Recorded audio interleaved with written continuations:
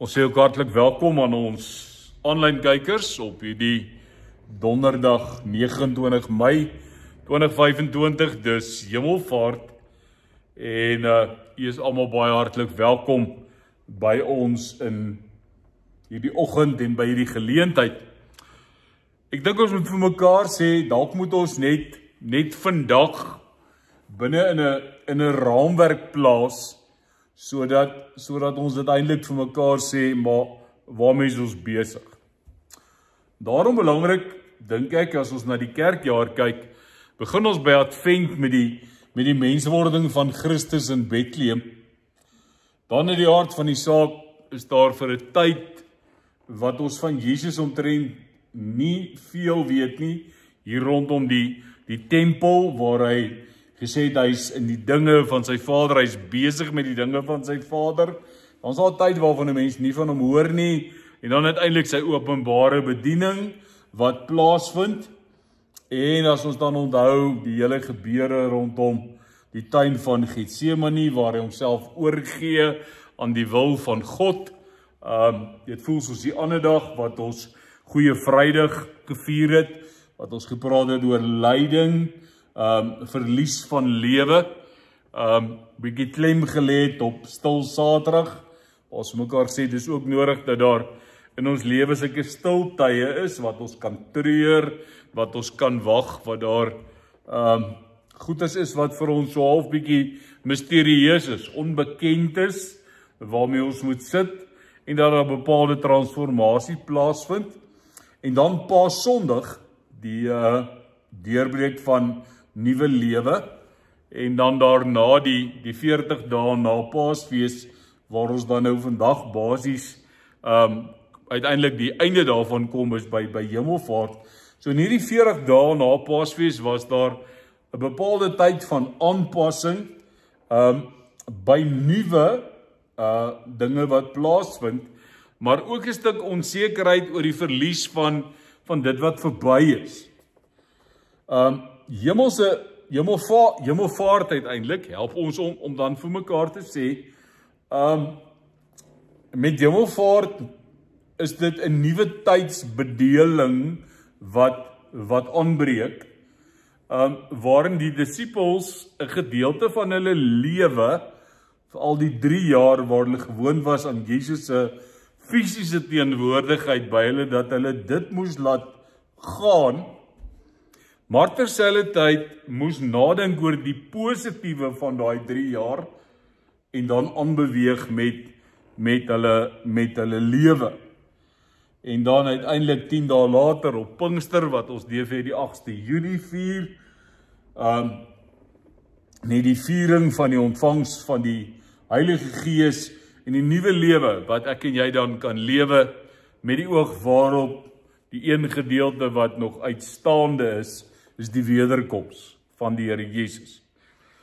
En daarom moet ons vir mekaar sê, ons gaan die gebeure lees in Handelinge hoofstuk 1 en dan vir mekaar sê presies waar pas ons in hierdie lewe. En daar staan die volgende geskryf. In my eerste boek, Theophilus, het ek geskrywe oor alles wat Jesus gedoen en geleer het van die begin af tot op die dag van sy hemelvaart. Met ander woorde, dis die Lukas Evangelie. Voordat hy in die hemel opgeneem is, het hy deur die Heilige Gees bevele gegee aan die manne wat hy as apostels uitgekies het. Na sy dood het hy aan hulle met baie onbetwisbare bewyse ook getoon dat hy lewe, en dan daai 40 dae wat ons oor gepraat het, in die loop van 40 dae het hy by verskeie geleenthede aan hulle verskyn en met hulle oor die dinge van die koninkryk van God gepraat. En ek sal teen die einde van vanoggend bietjie ietsie sê oor vers 4, maar vers 4 wat sê, terwyl hy 'n keer saam met hulle aan tafel was, het hy hulle beveel, moenie van Jerusalem af weggaan nie, maar bly wag op die gawe wat die Vader beloof het, soos julle van my gehoor het. Johannes het wel met water gedoop, maar julle sal binne 'n paar dae met die Heilige Gees gedoop word. Toe hulle keer weer by mekaar was, het hulle vir Jesus gevra, Here, is dit nou die tyd dat u die koninkryk vir Israel weer gaan oprig, en hy het hulle geantwoord, dit is nie vir julle om die tyd en die omstandigheid te weet, wat die Vader in sy eie mag bepaal het nie. En dan die vers wat ek vir gister gegee het, om bietjie oor na te dink, en belangrik is in hierdie tyd, tussen vanaf Hemelvaart met Pinkster, tot en met die wederkoms, julle sal krag ontvang, wanneer die Heilige Gees oor julle kom, en julle sal my getuies wees, waar in Jerusalem, sowel as in die hele Judea en in Samaria, en tot in die uithoeke van die wêreld. Aan die woorde, wat doen ek en jy in die tussentyd, totdat Jesus dan weer kom? So, hou vas vers 4, hou vas vers 8.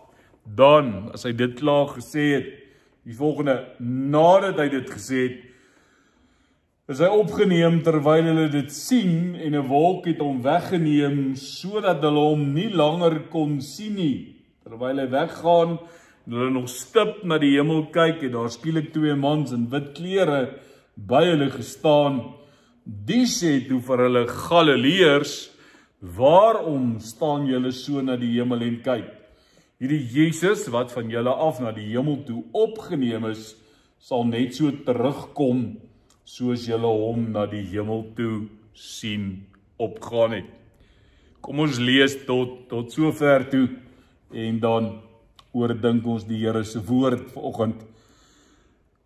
Ek dink dit is baie belangrik om vir mekaar te sê dat sedert die opstanding van die Here Jesus Christus het die dinge vir die disippels nogal radikaal verander.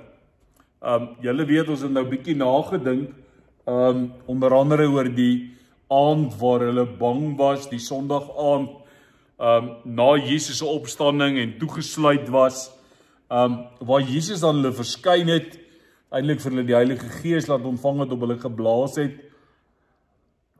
en uiteindelik hulle die wêreld ingestuur het om te gaan getuies wees. So, die disippels moes aanpas na die opstanding by 'n klomp goed.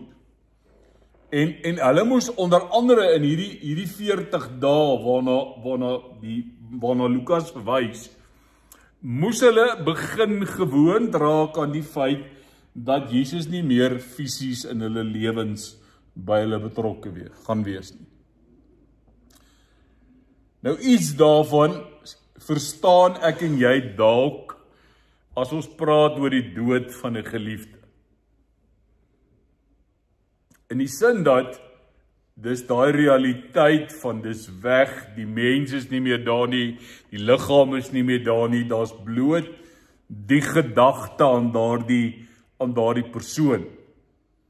En ek dink dis hoekom dit vir ons baie keer moeilik is wanneer ons saam met ons geliefdes is en aan mekaar dink en sê maar ek kan myself nie indink dat ek sonder 'n spesifieke mens in my lewe se liggaamlike teenwoordigheid verder kan leef nie. Daarom dat Jesus uiteindelik sy disippels daarvoor moes voorberei.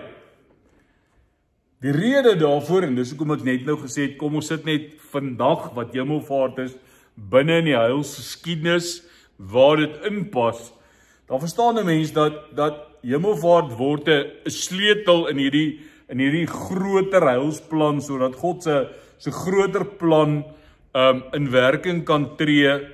En dan dink 'n mens dadelik, toe Maria vir Jesus gesien het na sy opstanding, onthou julle wat hy vir haar gesê het, moet my nie nou vashou nie, want ek het nog nie opgevaar nie, en dan later sy woorde, dis tot julle voordeel dat ek weggaan, anders sal ek die voorspraak wat na julle toe moet kom, sal hy nie kom nie, maar as ek gaan, sal ek hom na julle toe stuur. So daar moet iets gebeur, en Hemelvaart is daardie verskil, wat daardie sleutel is, daardie klein raadjie in die groot radwerk van God se plan, wat dan maak dat alles gebeur, en dat die Gees van God dan in die persoon van Christus kom bly. So waarvoor is Hemelvaart nodig? Hemelvaart is nodig sodat Jesus met sy Hemelvaart die geleentheid oopmaak dat die Gees nou in elke volgeling van Jesus Christus gestalte kon kry.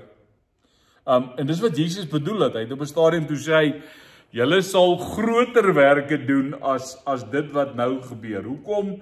Want hy sê, omdat die Heilige Gees nou nie net meer in hom was nie, maar dat die Heilige Gees uiteindelik in die lewe van elke gelowige teenwoordig is.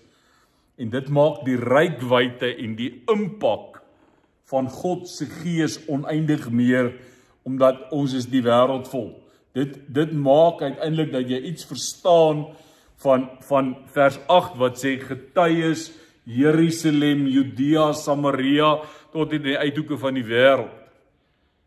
Want nou sê God, maar oralster dwars oor die wêreld is my verteenwoordigers. Is die mense in wie die Gees is wat hierdie reikwyte oneindig maak.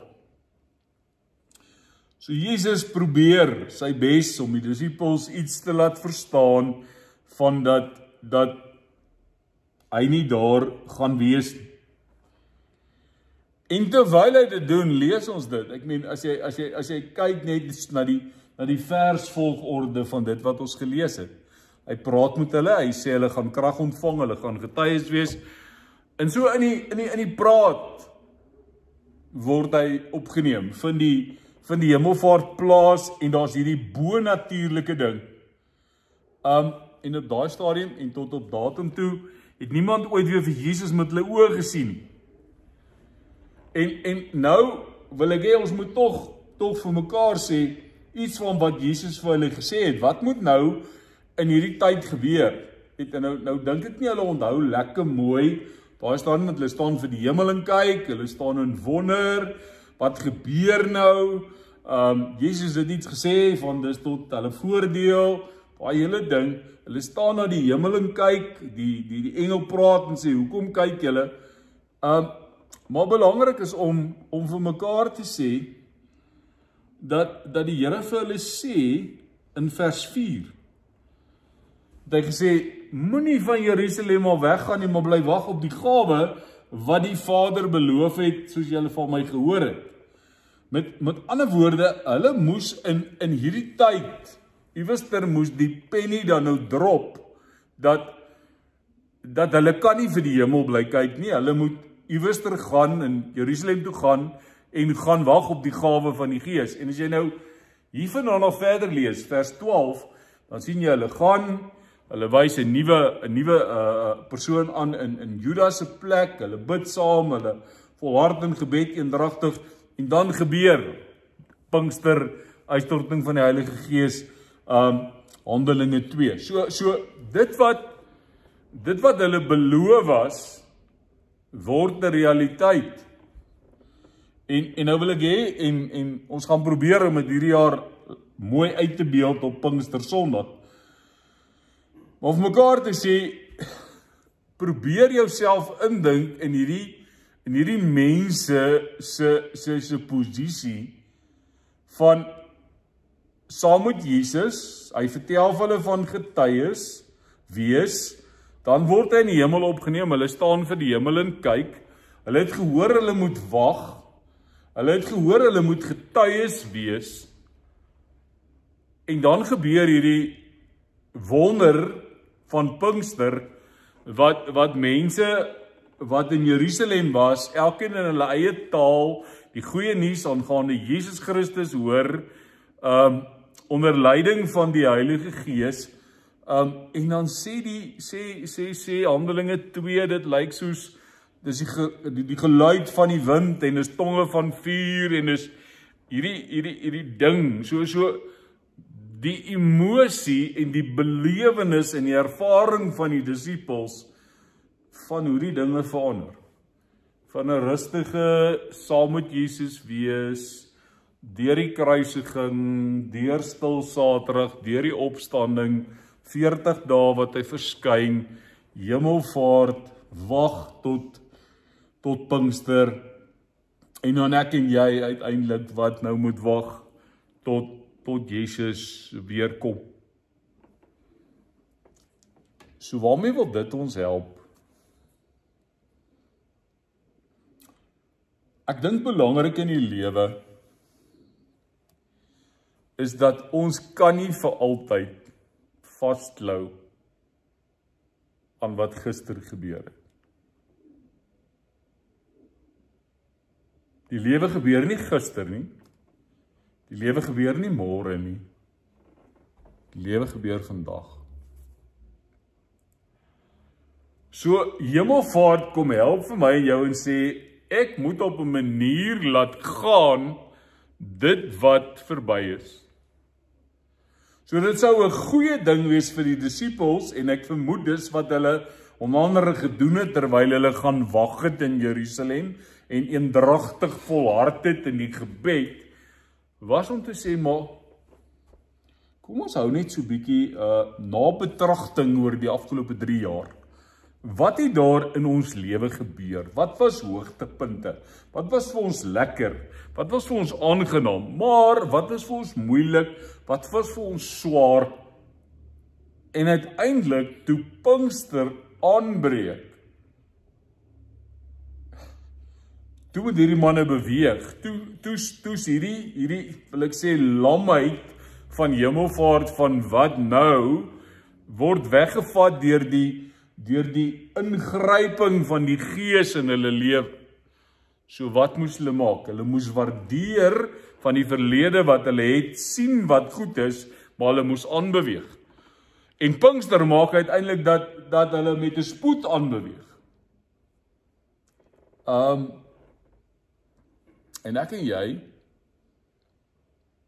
moet telkens in ons lewe ons losmaak van hoe ons voorheen gelewe het. Ek dink maar net aan 'n gesondheidstoestand wat by ons gediagnoseer word. En ek moet skielik 'n radikale, nuwe lewenstyl aanleer. Ek moet anders eet, ek moet ander goed eet, ek mag sekere goed nie eet nie, meer water drink, minder water drink. Daar's 'n hele verandering in my lewenstyl. En ons is mense wat sukkel om hierdie goetertjies te laat gaan. En selfs die disippels, as hulle wou vasklou aan alles wat die afgelope 3 jaar gebeur het, sou dit hulle nie veel help nie, want die werklikheid, die realiteit waarin hulle was, op Hemelvaart terwyl hulle so vir die hemel staan en kyk, het dood eenvoudig gemaak dat hulle nie anders kon as om aan te beweeg en voort te gaan met hulle lewe. So, hulle was genooi om te sien wat was goed in die vorige tyd en te leer en dit te omarm. Daarom is dit vir my krities belangrik dat ons nie net die verlede weggooi asof dit nie bestaan nie. Maar dat ons gaan leer uit ons eie lewe uit. Wat is die goed wat vir my positief was? Wat is die goed waaruit ek seën ontvang het in die verlede? Maar dis moeilik. Want daar's van ons wat slegte ervarings in die verlede gehad het, so ek wil nie weer daar gaan karring nie, want dit maak my net mislik in die hede. Soos ons terugkyk, dan sê ons een van 2 goed.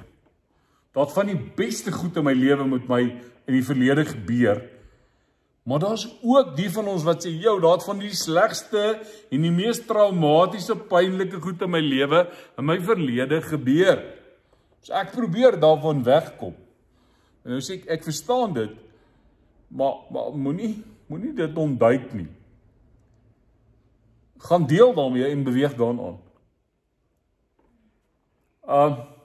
En tog, en dis hoekom vers 4 vir my, net toe ek hierdie stuk weer gelees het, selfs vanoggend toe ek weer gekyk het, dit vir ek sê, gaan wag op die gawe van die Gees. So daar's baie keer van hierdie goed in ons lewe, wat ons 'n stil saterdag moment moet gaan hê van, gaan wag by God met hierdie ding, sodat die lig van die Heilige Gees vir daardie bepaalde situasie kan deurbreek, sodat ek 'n geloofsperspektief kan kry op dit wat in my lewe aan die gang is. Want as die Here my help, en dis waarvoor hy sy gees gegee het, is dat daar in hierdie pynlike goed in my lewe, hierdie goed wat ek nie daarvan hou, dat mense voortdurend daar gaan karring en krap nie, wat ek sê, dis klaar, los dit nou uit. Tussentyd weet jy, dit kou jou, dit vreet jou op. Nou daai moeilikste tye in jou lewe, jy diep en eerlik met jouself moet wees en sê, is die tyd waar ek my lesse in die lewe geleer het, dis waar ek my wysheid gekry het, dis waar ek kosbare ervaring opgedoen het. En ek moet vandag vir jou die volgende sinnetjie sê. Hierdie goed sou op geen ander manier, hierdie groei in jou lewe, sou op geen ander manier in jou lewe gekom het, is hierdie goed wat nie lekker was nie in jou lewe gebeur het. Jy sou nie die ervaring gehad het wat jy daai op gebou het nie. So belangrik, ek en jy moet leer om uit gister se gawes te put, dit raak te sien, God te dank vir die seën wat ek en jy daar het ervaar. Maar dan kan ons nie vir altyd by die goeie ou dae bly nie. Dis ek en jy erken, al die ou dae was nie almal goeie ou dae nie. Dit was maar, by tye het hy sy ding gehad. So iewers aanbeweeg, iewers losmaak. Weet ek, die oomblik as ons praat van verandering, dan is daar weerstand in ons wil dit nie regtig doen nie. Maar dis regtig nodig dat ek en jy oop is vir die huidige werklikheid.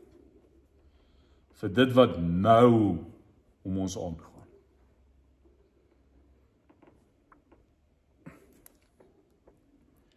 En dit beteken om los te maak.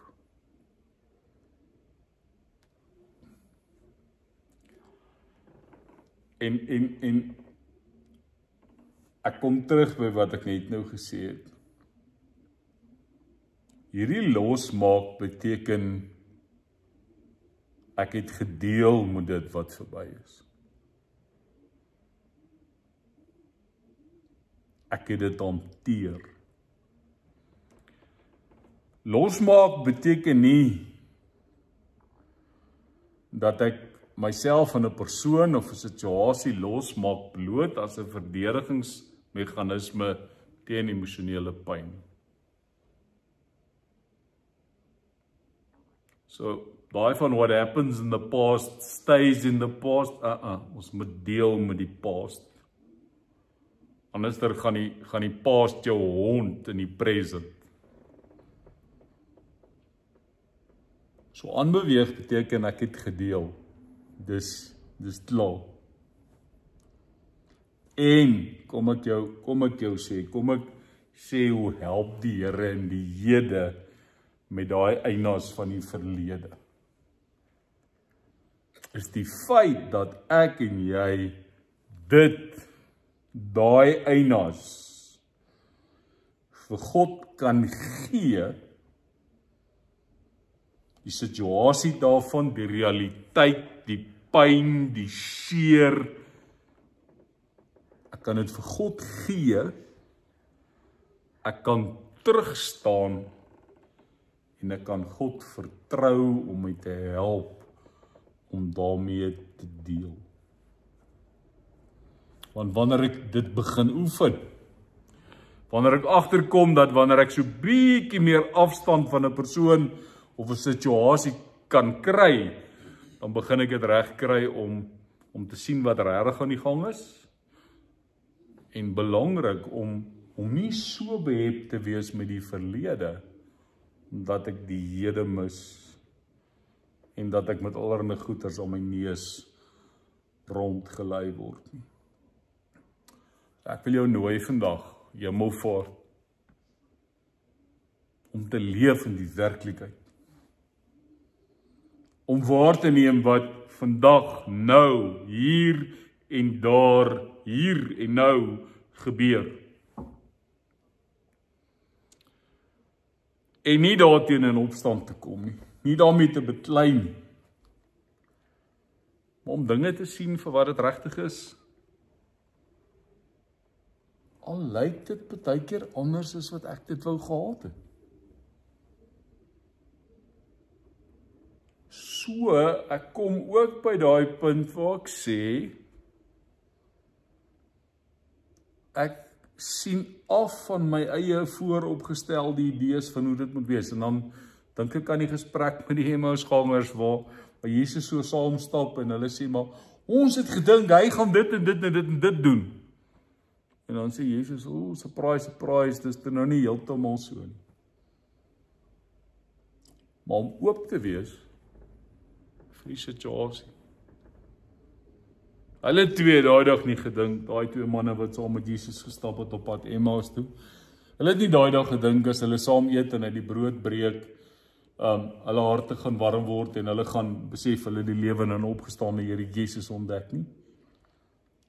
En tog het hulle hom ontmoet. So iewester moet ek en jy met 'n oop gemoed in 'n situasie ingaan. En bereid wees om deur God verras te word vir wat daar uitkom. En nou is ons bietjie by Hemelvaart en Pinkster verby. Dit sien ons by Petrus.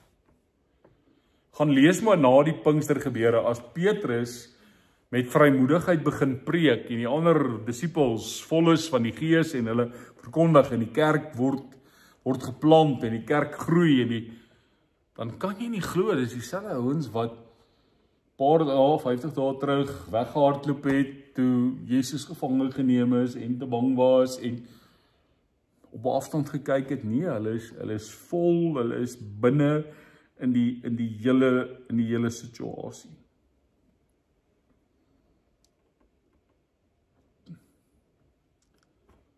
Nou weet ek, en ek sê dit weer, om aan te beweeg, is nie maklik nie. Terug te staan, daai hele ding van wag in Jerusalem, is nie maklik. Maar dis tog hierdie wanbalans, dis tog die ongemak wat die nuwe fases in ons lewe laat aanbreek. En enige nuwe fase in ons lewe vra aanpassing. Geboorte, geliefde se dood,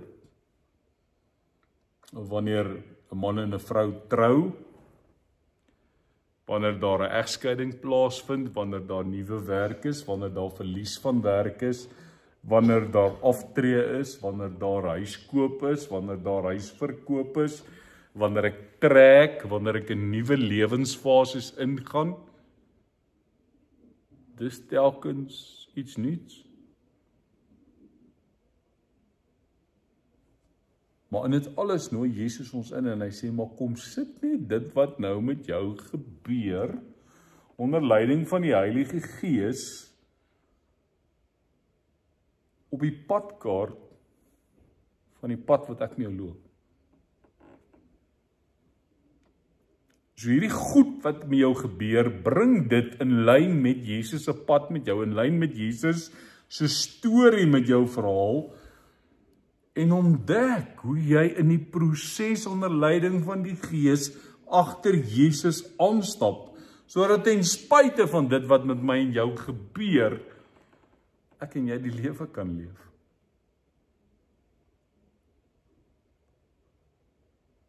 So dis hoekom Hemelvaart so noodsaaklik is. Dat daar 'n baie groter dimensie van die lewe van ons as kinders van God moontlik kan wees. So hy pas presies in die prentjie in. Advent, Kersfees, Paasfees, Hemelvaart, Pinkster, wederkoms. Vier ons selfs die weggaan. Want dit bring nuwe lewe. Ek gaan jou tyd gee vir 'n bietjie stilte. Wat is daar vandag wat jy moet laat verbygaan, sodat jy kan aangaan? Watter fase of watter gebeure in jou lewe moet jy los, sodat jy die werklikheid van nou kan benut en aangryp. Kom ek gee vir jou tyd.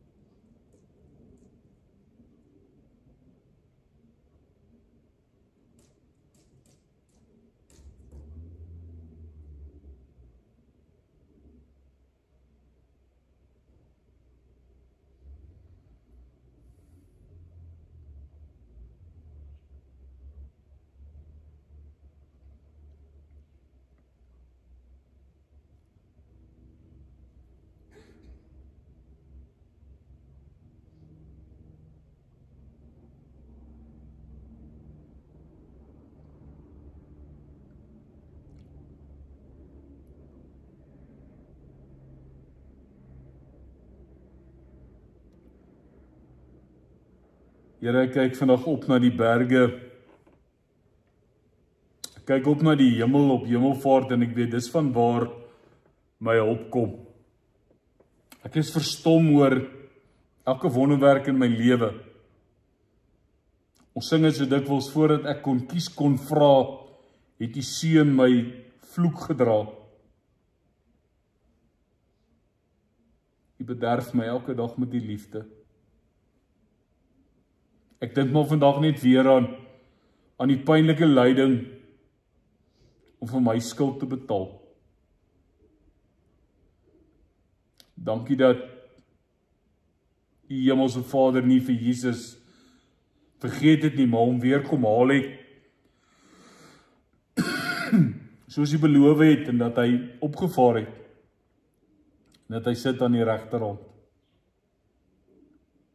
Daarom is ek vandag op my knie, ek is in aanbidding, en mag ek nou tot U nader, om U te aanbid as my Here en my God, as die een wat in my lewe 'n verskil maak. Dankie dat ek U vandag mag aanbid as my Here en my God, in die woorde van Thomas, maar dat 'n persoonlike God ook die ons Vader is, wat ons almal se God is. 'n Lewende God wat na ons luister, as ons harte uitstort, wat ons dra, as die lewe ons neergooi.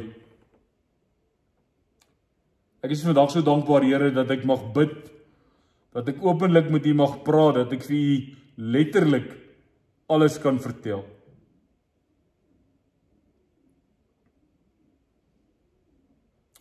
Dankie vir vandag. Dankie dat U vir ons telkens bewys dat Jesus aan U regterhand sit. Dankie dat U woning in ons harte kom maak het. Maar dankie dat ons ook Jesus hoor, wat in Johannes 14 sê, kyk, ek gaan hom vir julle plek gereed te maak. En as ek gegaan het, kom ek om julle te kom haal. In die huis van my Vader is daar baie woonplek.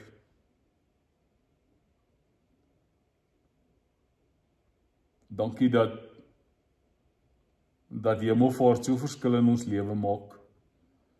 Dat ons danksy U opvaar na die hemel nie meer onder die wet staan nie, dat ons swakhede en ons behoeftes na U toe kan kom. Dankie Here dat U die drie-enige God is, die Vader, die Seun en die Heilige Gees, wat met elkeen van ons 'n pad loop. Dankie dat ons nie weeskinders is nie. Dankie dat U ons die Gees het. Amen.